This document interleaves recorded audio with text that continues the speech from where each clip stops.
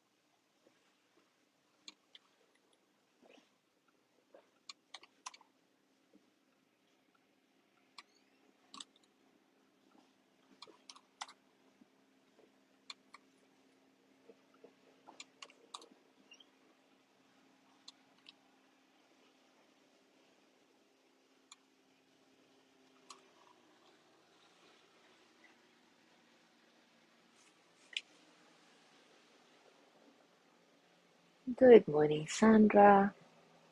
Good morning, John.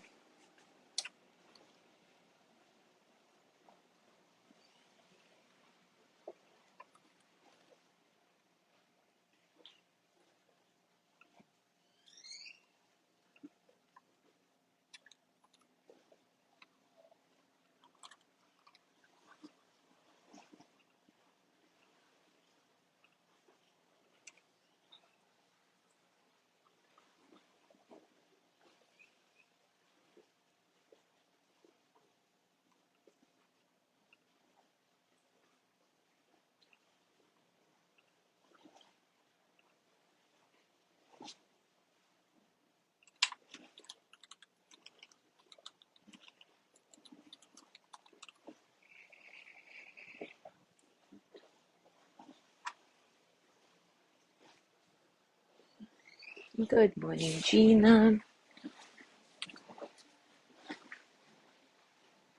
Good morning, Mariella.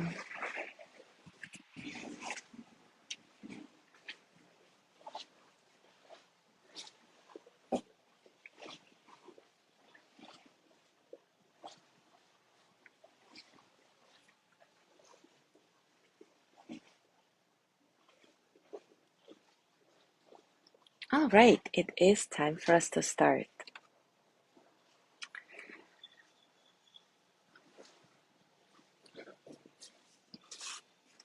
Yesterday, we talked about this neutral cast of characters in our movies, people who we see all the time and just deem inessential for our lives. They don't affect our lives in any way. And we talked about how we can bring a little bit more attention to those people. Today, we're going to go a little further and talk about how we make or how we create judgment. Because really, all of us, every day of our lives, without even being aware that this is what we're doing, all of us judge other people. We have this habit of automatically labeling others and plugging them into categories of our own devising. We fabricate stories about them based on very little or no information at all. And that's okay, because this is how our species tries to manage the world around us. When we know, or rather when we think we know, that someone is one of us as opposed to one of them, we simply can rest more easily at night. And rather than beat ourselves up for labeling others or deny that we do it. We need to understand bias in order to be able to work with it. Bias is a basic human trait that's part of our wiring for survival. Bias helped early humans size up strangers quickly and decide who was a threat and who could be safely admitted to the cave.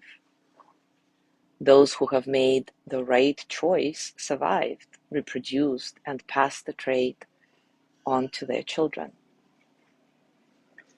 Bias continues to be our human inheritance, and we're strongly conditioned to think of others in terms of stereotypes, so it's hardwired in our brain. And sometimes our snap judgments do protect us from danger. For example, when we sense we're being followed as we walk down a dark street at night, we can change our route home and be and feel safe.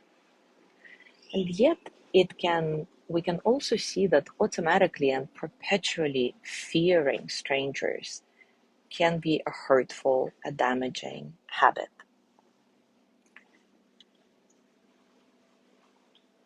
Research shows that most of us make split-second assumptions about people based on very superficial differences in appearance.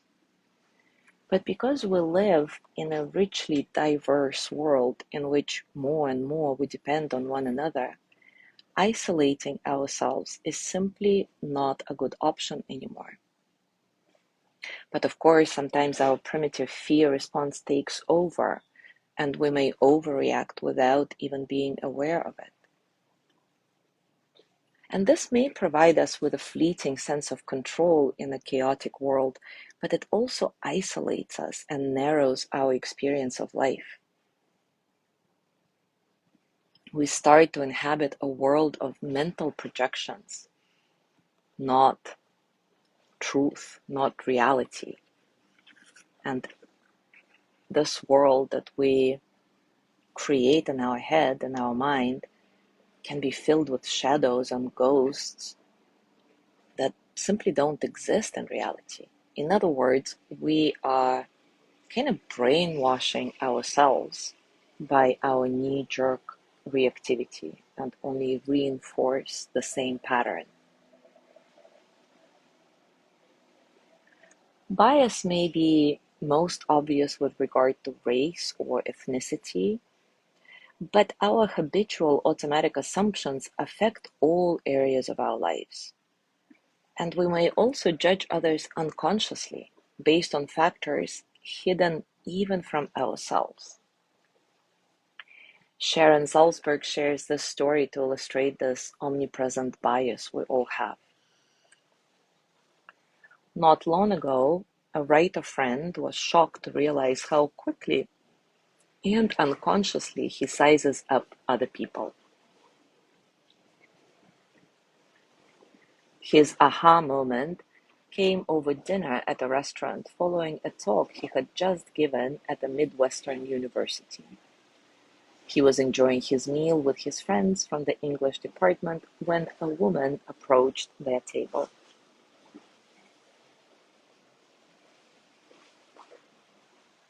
She was rather dowdy looking, my friend recalls, so I automatically assumed she lived in a rural area, probably on a farm.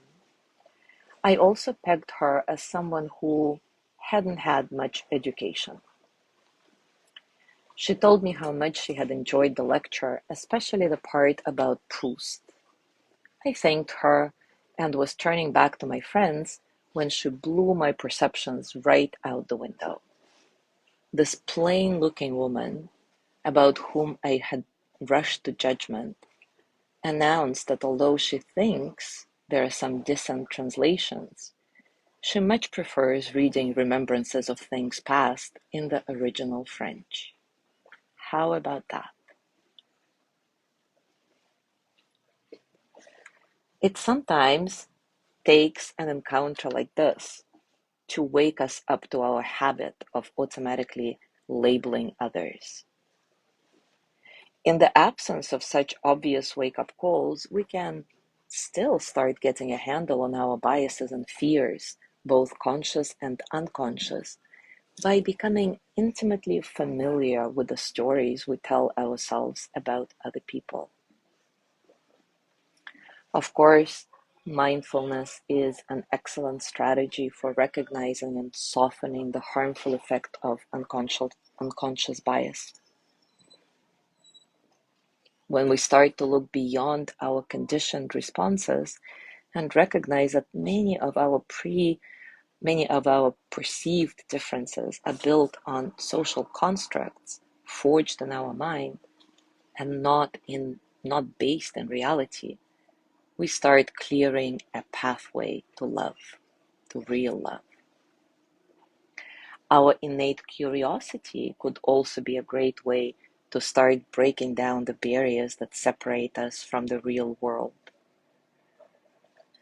So today, let's do a loving kindness infused reflection around that. Sharon Salzberg calls this exercise taking a walk in someone else's shoes. As always, take a comfortable position and take a few moments to settle.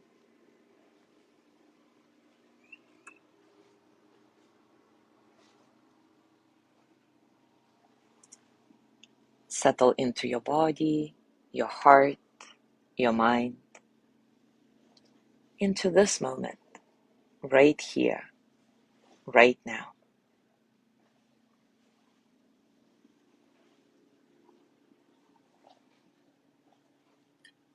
Nice and soft breath, completely natural. Just see if you can get a sense of spaciousness in your breathing so that all the experiences of the present moment can flow through you as energy without struggle.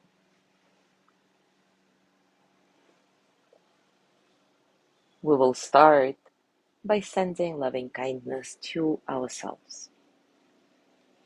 May I be filled with loving kindness. May I be well in body and mind. May I feel safe, protected, at ease.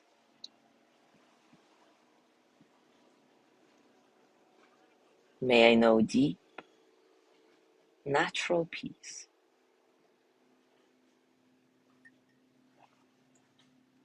There are plenty of times in our day when we encounter people who are very different from us. At a store, in the parking lot, the coffee shop. Often we take one look at them and in a split second a whole chain of judgments gets created. We automatically peg them as uneducated or obnoxious or difficult or charming or whatever else. So now pick one of such people in your life. Somebody who is neutral in that they don't really affect your life in any significant way, but at the same time, you have already formed some kind of opinion, some kind of judgment about them, maybe without even realizing it.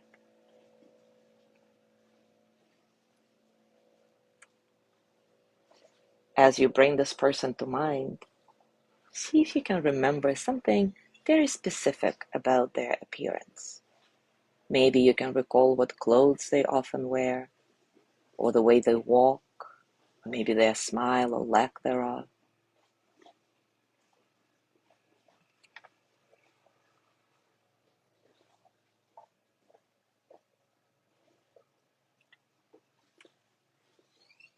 Remember that just like you, this person wants to be happy, healthy, and feel at ease. So send them loving kindness. May they be filled with loving kindness. May they be well in body and mind. May they feel safe, protected, at ease. May they know deep, natural peace. Now consider that all people have memories of childhood. All people have foods they may like and dislike. All people have favorite colors. What do you think this person prefers? What do you think their childhood might have been like? As you consider this, offer this person more loving kindness as you imagine their life story. May they be filled with loving kindness. May they be well in body and mind. May they feel safe, protected, at ease. May they know deep, natural peace.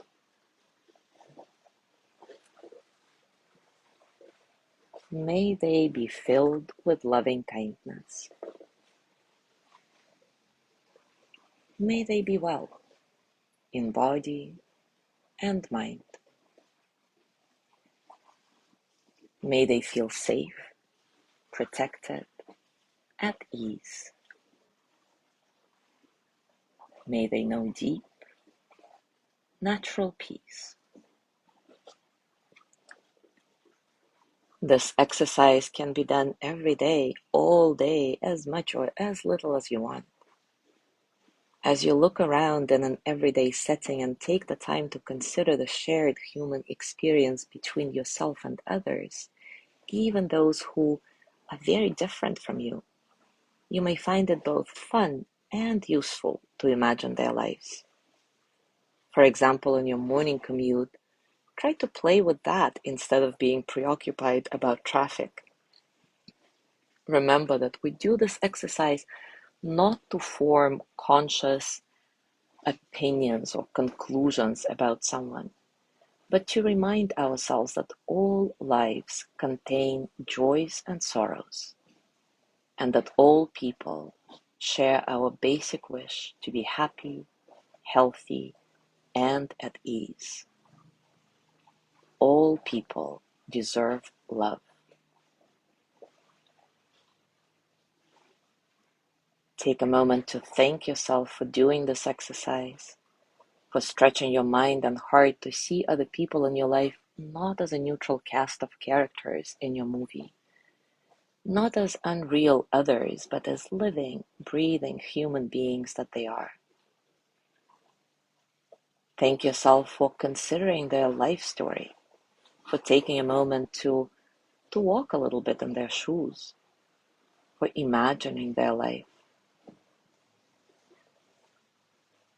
And send loving kindness to yourself again. May I be filled with loving kindness. May I be well in body and mind. May I feel safe, protected, at ease. May I know deep, natural peace. And now, as you gently let go of your practice, as always, scan your body. Notice what's going on for you, physically, emotionally, mentally. How are you, really? Today, I invite you to set an intention to notice when you judge another person and explore why. And by the way, this judgment doesn't have to be negative. It could be something positive too. But just notice when you create the split-second opinions without any information or with very little information at hand. And perhaps also do this exercise of taking a walk in someone else's shoes, creating an imagined life for that person. Just see how that goes for you. Enjoy your discoveries, as always. Thank you so much for being here today. Have a beautiful day, and I will see you tomorrow.